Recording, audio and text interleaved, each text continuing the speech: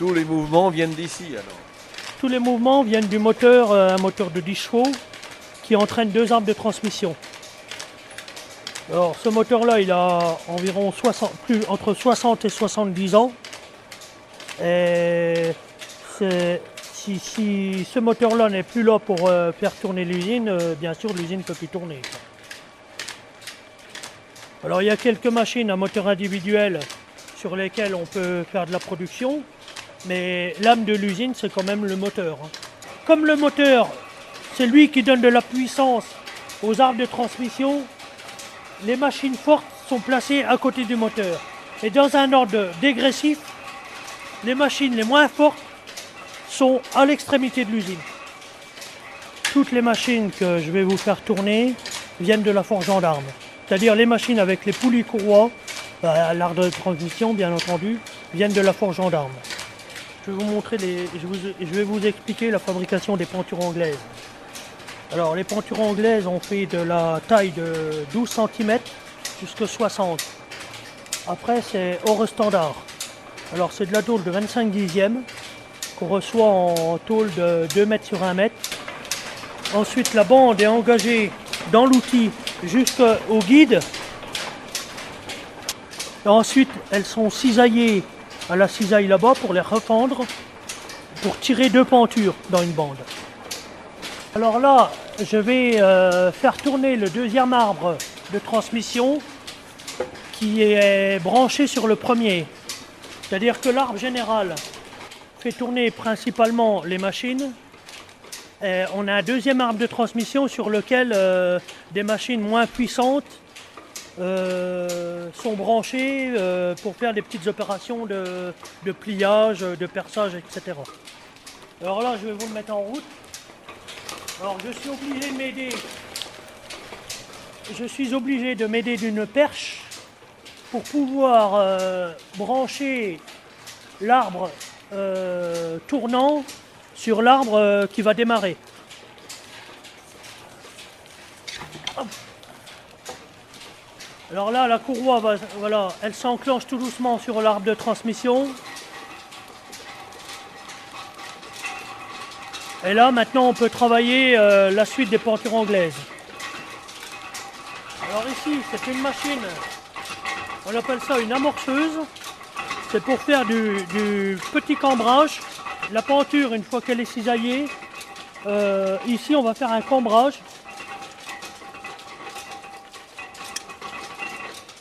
Voilà. Donc, une fois que le cambrage est fait, on va après rouler à la machine là-bas. Je vais vous montrer pendant que je suis ici comment on fait la deuxième partie de la penture qui s'appelle le thé à penture. Alors là, je vais enclencher une machine qui s'appelle la roulerie. Elle démarre avec un embrayage et je suis obligé de lancer la roue à la main pour pouvoir la démarrer et après avec la force d'inertie elle va travailler toute seule. Quel genre d'huile? De l'huile pour roulement.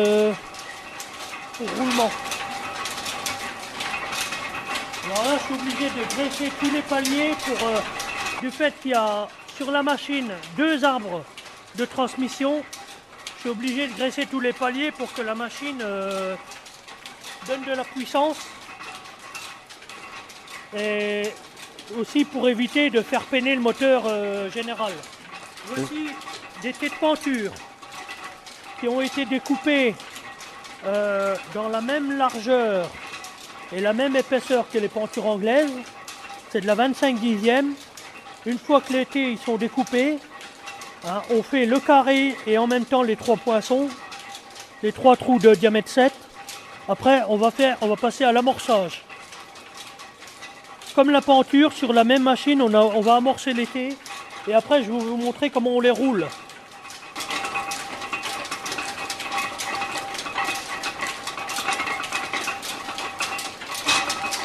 Voilà, le cambrage du thé à penture. Je vous en refais un deuxième.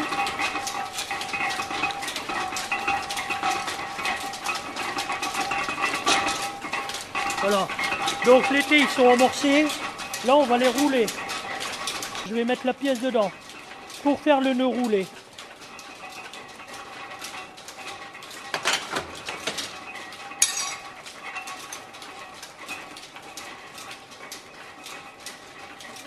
Donc, voilà. Et la pièce est pratiquement terminée. Il n'y a plus que le préjurage à faire. Et la pièce est finie. Là, une des 3 pièces pour faire une penture anglaise. Là, je vais vous montrer comment on roule les pentures. Alors, quand on a fini le roulage d'été, on débraye. Et la machine va s'arrêter toute seule.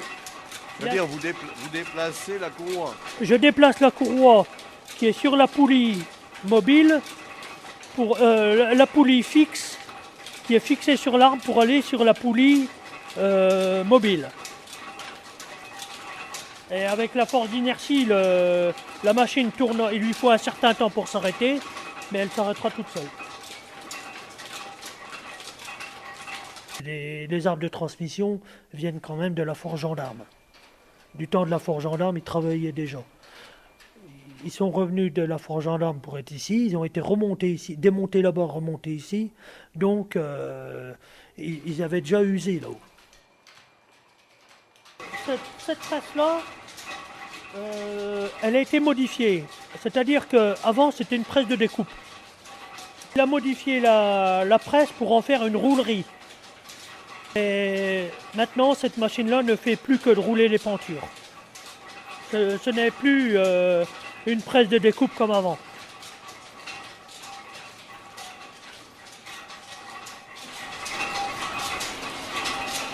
Et je fais tourner la poulie parce que là, elle a besoin de puissance pour s'élancer. Voilà. C'est un volant d'inertie alors. C'est un volant d'inertie, ouais. Et donc, il y a un moteur suspendu qui va donner suspendu à la courroie qui va donner de la puissance à la machine. Pour rouler une penture, vous avez une butée et la penture doit être embutée. Alors je prends un crochet parce qu'après il faut sortir la penture tout de suite, sinon le nœud risque d'être abîmé.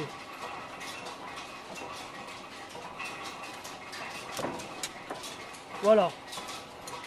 Voilà la penture roulée.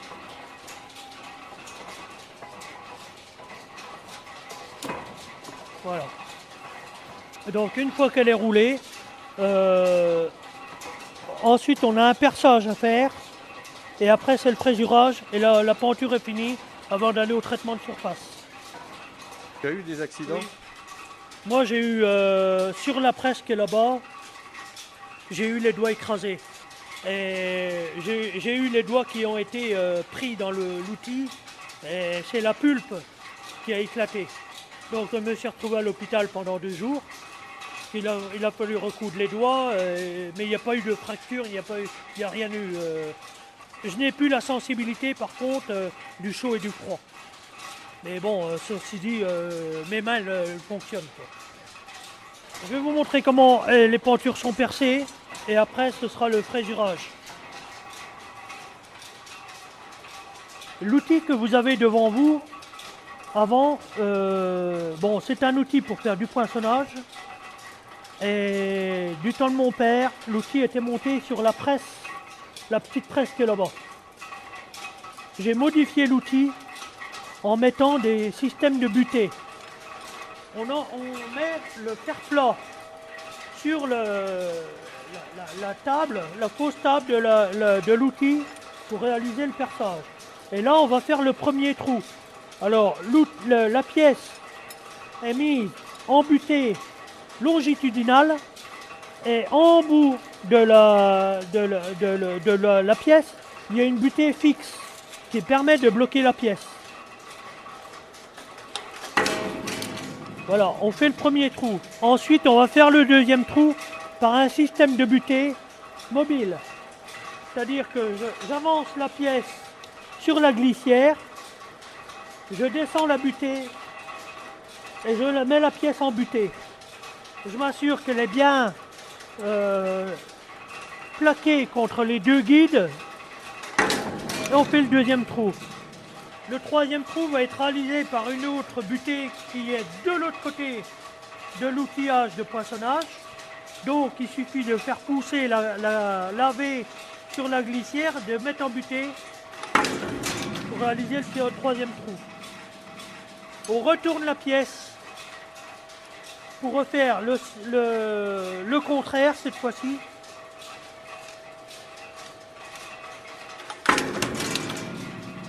On relève la butée et on fait le dernier perçage. Et voilà. Et la pièce, la V nochère est percée. Alors la V nochère ensuite il est frésuré à la frésureuse multiple. Et après ça va au décalaminage pour enlever la calamine qui est en surface. Et sur le même outillage, on fait la penture anglaise.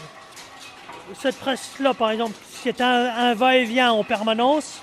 Donc les poinçons doivent être graissés régulièrement comme il faut. Et c'est pas toutes les demi-heures. Là je mets de l'huile à peu près tous les quarts d'heure. Aussi pour bien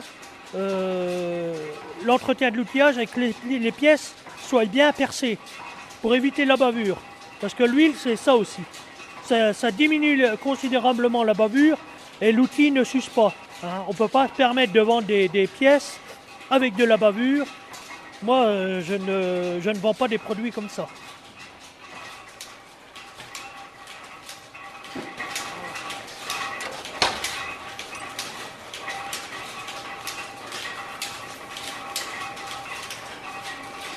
Si j'avais pas ce poêle-là, je sais pas comment je ferais, parce que pour passer des hivers comme ici, déjà qu'il n'y a pas d'isolation, donc l'hiver il fait très froid et j'ai pas d'autre moyen de chauffage que ce poêle-là. Si on vient de recevoir du fer par exemple qui est dehors et qui n'est pas rentré à temps, les doigts collent sur le métal qui est gelé et on risque de s'arracher la peau parce que tellement que c'est collé, ben, le gel soude les doigts sur le fer, quoi. Quand il fait fort froid comme ça, si on monte un outil, il faut pas monter un outil et découper derrière à moins 15 parce que l'outil il peut casser. L'été c'est pas pareil, c'est pas la même chose, mais l'hiver c'est particulièrement spécial. Hein. Je vais vous montrer maintenant comment on fait le frésurage des pièces que l'on a fait sur le perçage. Toutes les platines de verrou, les pentures, les AV nochères sont frésurées ici.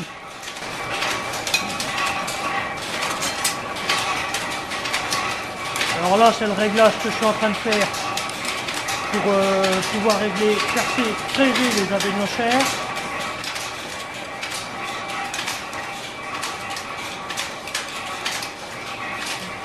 Voilà. Donc là, on va fraiser la machine, la pièce. Alors, au départ, quand on fraise, systématiquement, il faut graisser les forêts et les canons. Parce que vous voyez la vitesse que ça prend, ça donne beaucoup de jeu et ça use la machine. Et il faut graisser les glissières ici. Tout ça doit être graissé pour bien que la machine fonctionne comme il faut.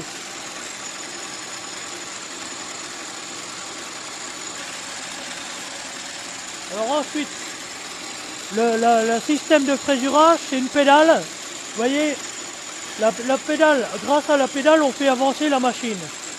Avec un système de balancier, on appuie sur la pédale, le balancier s'incline. Et le balancier, derrière, là-bas, il y a un ressort. Et c'est le ressort qui rappelle le balancier et qui fait le va-et-vient de la frésureuse. Et ce va-et-vient-là permet de faire avancer la pièce vers les forêts. Parce que les forêts, ils restent fixes. Donc là, on va frésurer. Voilà. Alors, pour faire un frésurage correct, on prend une vis. Et il faut que la vis soit noyée dans le métal. Là, elle est presque noyée, mais pas assez. Je regarde si c'est bon, mais... Voilà, ça n'était pas fait. Donc là, voilà, là elle est bonne. Là c'est bien, elle est comme il faut, les vis sont noyées dans la tôle. On enlève un forêt, on ne tourne qu'avec un forêt, ou on met 3 forêts. C'est suivant le travail que l'on a à faire. Par exemple, pour les pentures, on va mettre 3 forêts. Parce qu'on va faire les 3 trous, ici, en même temps. C'est-à-dire que les canons, on peut les changer, on les bouge transversal et latéralement. Et une fois que c'est réglé, on fait les 3 trous en même temps ici. Ensuite, je retourne la pièce, on fait l'autre et on fraise le trou du milieu. Et la pièce est finie. Voilà. Comme vous voyez ici, il y a un peu de jeu derrière. Donc il faut toujours laisser du jeu, il faut toujours que la vis soit légèrement plus petite que le trou. Voilà des platines qui ont été frésurées. On prend la plus petite vis. Et les trous, tous les trous sont identiques en frésurage. Hein, la vis est noyée pratiquement aux 4 quarts dans la tôle, ce qui fait que quand l'utilisateur pose son produit sur la porte, c'est propre, c'est soigné. Quand on repeint, les produits sont repeints, il n'y a pas des poils de pinceau qui s'arrachent après les têtes de vis. Et ça fait un produit qui est propre et présentable. Les produits aujourd'hui, pratiquement tous les produits ne sont plus frésurés maintenant. Ils sont poinçonnés et c'est tout, il n'y a plus de frésurage. Et vous tenez à garder le frésurage. Oui, parce que ça fait partie de notre tradition et que ça fait comme... Si vous voulez, c'est une certaine marque de respect vis-à-vis de l'utilisateur. Parce que quand on voit des produits dans le commerce, il n'y a pas de frésurage, pour moi c'est une pièce qui n'est pas finie. On permet de dire que le prix il est plus cher. Pourquoi? Parce que nous on a notre procédé de fabrication. Forcément on sera obligé de discuter, de dire ben oui mais finalement il faut reconnaître que c'est pas le même produit.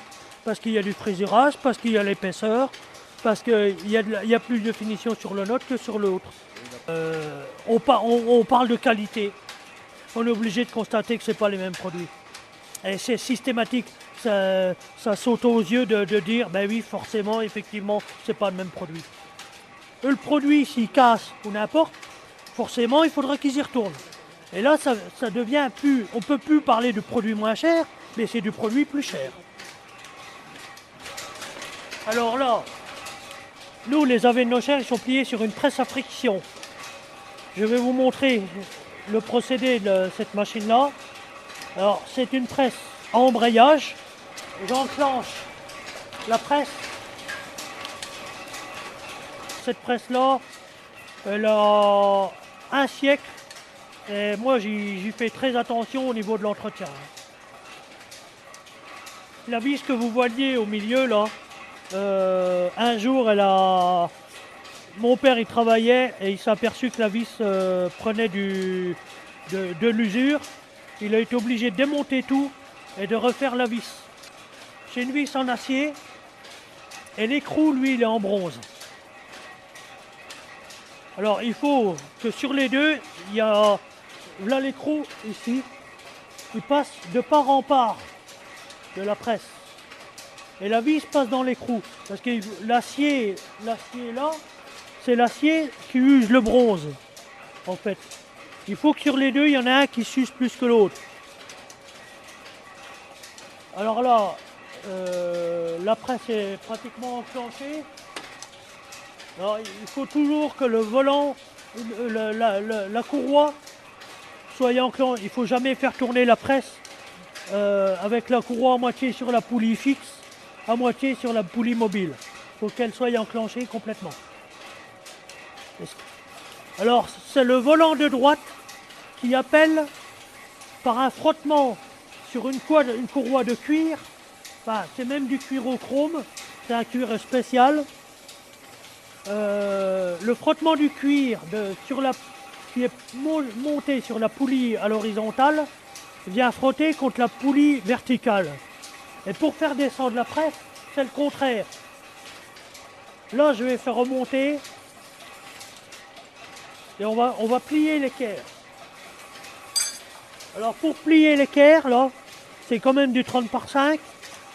Le volant va donner son poids, parce qu'il y a le poids du volant, il y a le poids du coulisseau, et il y a le poids de la vis. Mais je vais y mettre un peu de pression pour que le volant de gauche donne de la force au volant pour que l'équerre soit plié à fond. Voilà. Et là, l'équerre est terminé. Une fois que l'équerre est comme ça va au traitement de surface. Alors ici, je vais vous montrer le broutage des verrous, des peines de verrous que l'on fabrique.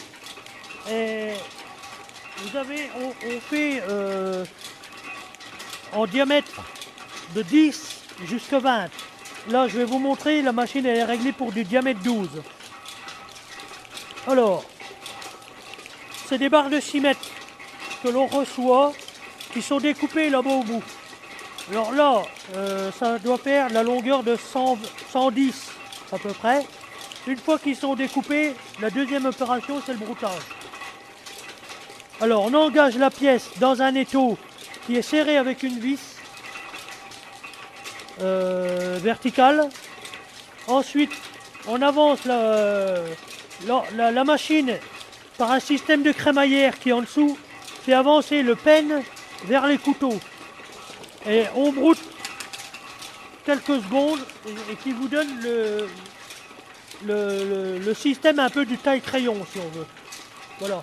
Alors, comme je vous disais tout à l'heure, le respect des traditions, c'est de brouter pour les boutons poires et les porte-cadenas à peu près de cette dimension-là, pas plus.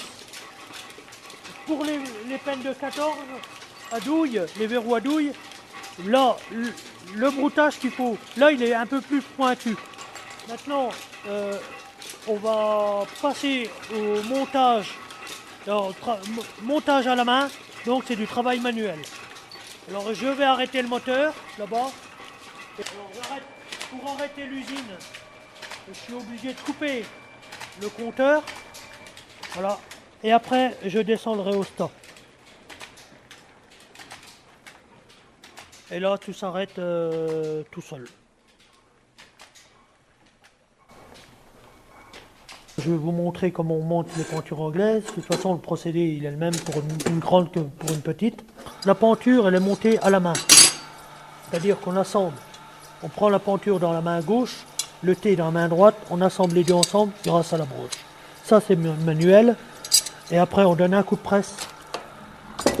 Voilà. Et la pièce est finie.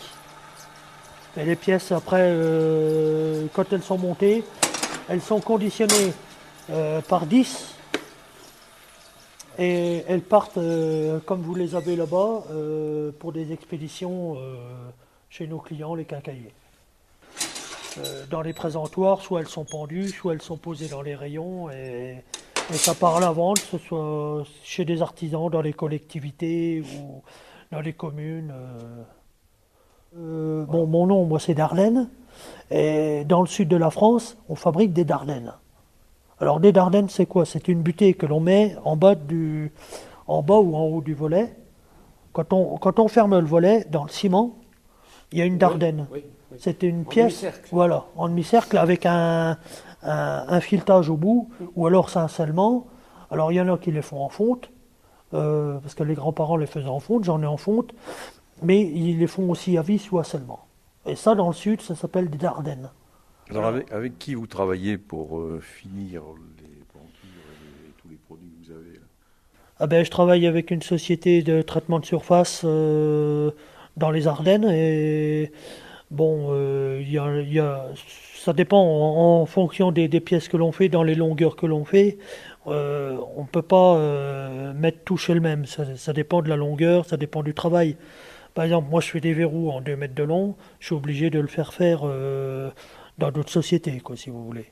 Moi j'ai plusieurs fournisseurs en matières premières, en traitement de surface, et donc ça permet au moins d'avoir du répondant, et puis il faut avoir quand même un stock tampon. Il faut avoir un stock tampon le jour où un client passe une commande, qu'on n'a pas forcément les produits en stock ou qui sont en cours de traitement de surface, et bien qu'on puisse répondre au client en le dépannant, quoi. Par exemple, je peux être très compétitif dans les quantités. Je peux livrer de l'unité.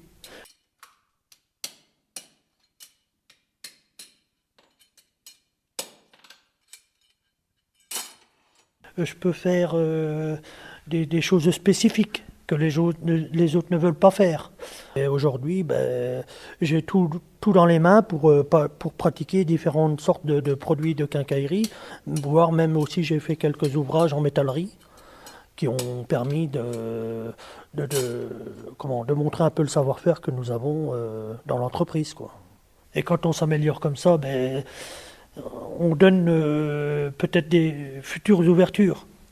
Malgré que, faut pas rêver, c'est quand même des produits qui sont battus, je suis pas tout seul à le faire.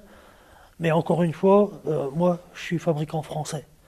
On ne peut pas reprocher notre qualité de fabrication, ni notre qualité en traitement de surface. C'est irréprochable. Merci beaucoup. De rien, et bravo monsieur. pour ce que vous faites. Je vous remercie. Ça me fait plaisir.